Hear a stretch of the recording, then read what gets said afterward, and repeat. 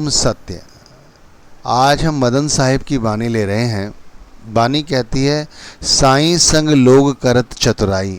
साईं संग लोग करत चतुराई। साईं यानी वो कुल मालिक के संग चतुराई करने लग गए हैं हम लोग।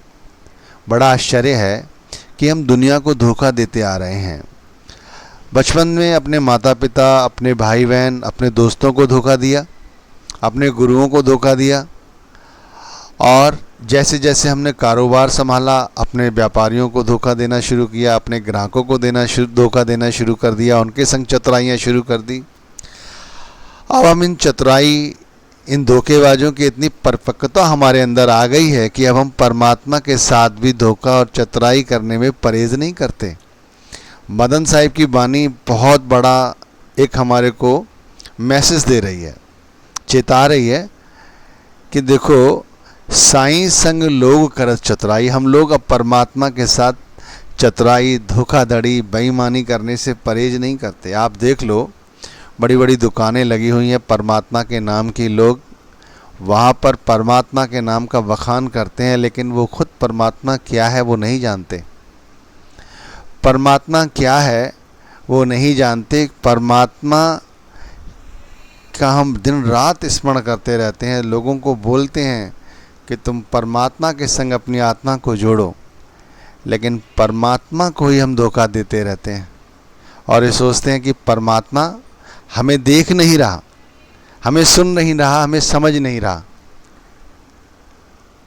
घर के अंदर कमरे में यदि 5 साल का बच्चा बैठा हो तो माता पिता कोई गलत काम नहीं करते, क्योंकि वो सोचते हैं सामने बच्चा बैठा हुआ है, देखेगा उसके मन पे क्या असर पड़ेगा। उस बच्चे का डर है उनके दिमाग में, लेकिन परमात्मा जो सारी दुनिया, हर कायनात में, पत्ते पत्ते में विराजमान है, ज़र्रे ज़र्रे में है, उसे डर नहीं। तो मदन साहिब की जो बानी है, इसका शीर्षक बड़ा प्यारा है कि साईं संग लोग करत चतुराई। हम लोग अब परमात्मा के साथ चतुराई, धोखाधड़ी करने लग गए हैं। आगे कहते हैं, विष को पेड़ सींचत निस्बासर। विष माने जहर। विष को पेड़ सींचत निस्बासर, चाहत अमी फल खाई। हम दिन रात अपने अंदर जो मैल है, विषय विकारों की मैल है, लोभ, वासना, दूसरों का जो धन हड़प लें, दूसरों के साथ बैर पालना, इनको हम क्या करते हैं, हम इनको विष रूपी जल देते रहते हैं। अपने दिमाग में इनके प्रति क्रोध, लोभ, मोह, अहंकार पाले रहते हैं और चाहते क्या है, चाहत अमी फल खाइए, चाहते हम अमृत का फल खाना। ये पॉसिबल है? ये पॉसिबल नहीं है।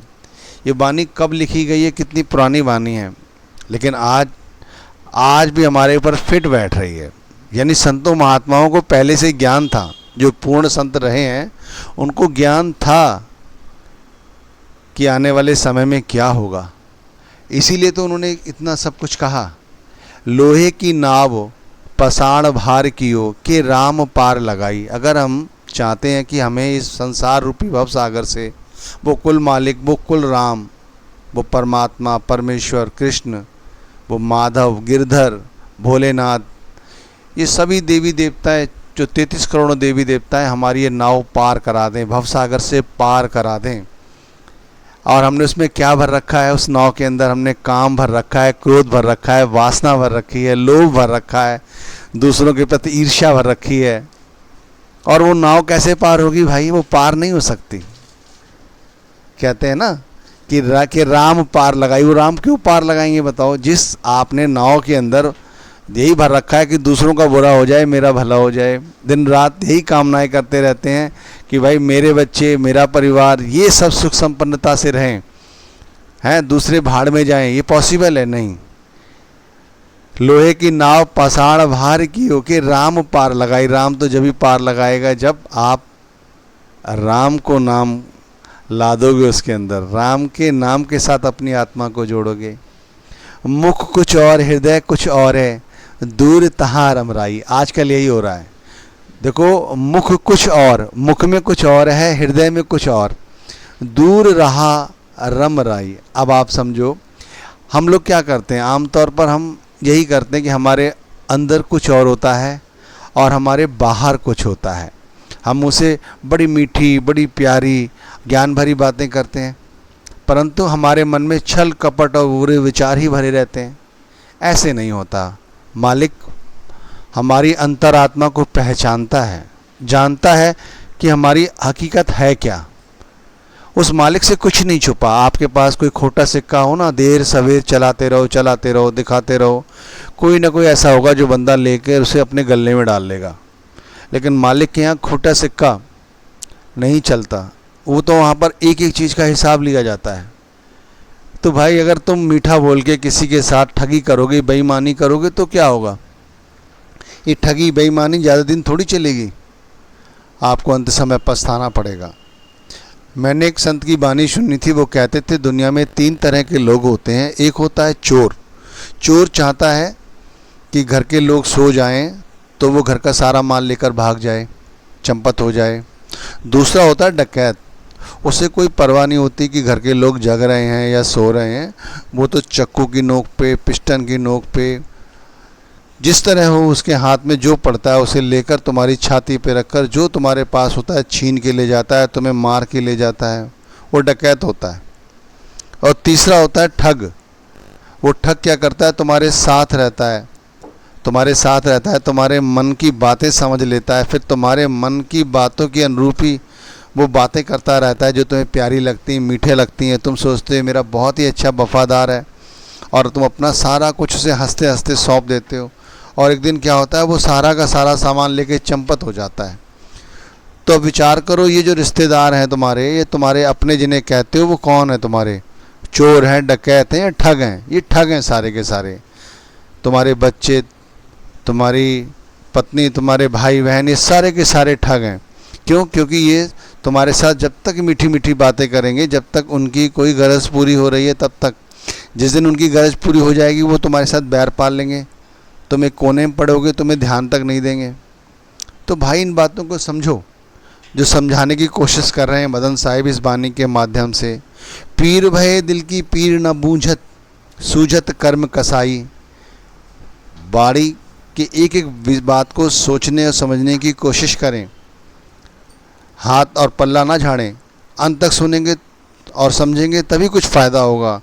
पीर भये दिल की पीर न बूझत। पीर मतलब संत महात्मा हो गए हैं, लोगों को उपदेश दे रहे हैं।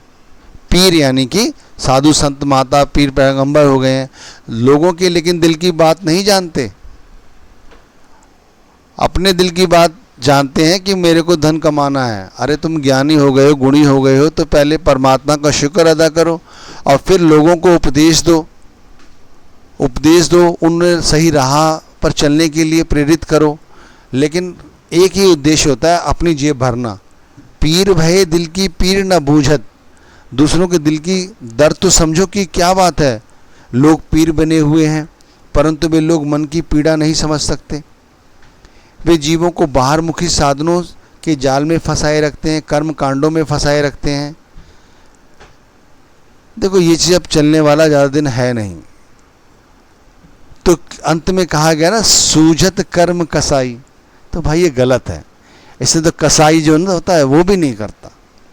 हमें सोचना चाहिए कि जब आप गुणी हो गए हैं, ज्ञानी हो गए हैं, तो ज्ञान का जब ही फायदा है जब लोगों को सत मार्ग पे लाया जाए, उन्हें सत्य के साथ जोड़ा जाए। खुद भी जोड़ो, दूसरों को भी जोड़ो, और अपने आप को पीर साधु ना कहो। कोई विरला ही साधु होता है। कहा गया है कई लाखों करोड़ों में कोई एक ही पूर्ण संत होता है। एक स्वामी जी महाराज की वाणी है, गुर सोई जो शब्द सनेही, शब्द बिना दूसर नहीं कोई, शब्द कमावे सो गुर पूरा, उन चरणन की हो जा धूरा। गुरु नानक साहिब ने कहा, गुर पीर सदाए मंगड़ जाए, ताकि मूल न लगिए पाए, घाल खाए कुछ हत्या न दे, नानक राम पछाणे सोई। तीन सब बातों को समझने की आप बारीकी के साथ कोशिश करें। पीर भये दिल की पीर न बूंझत, सूझत कर्म कसाई।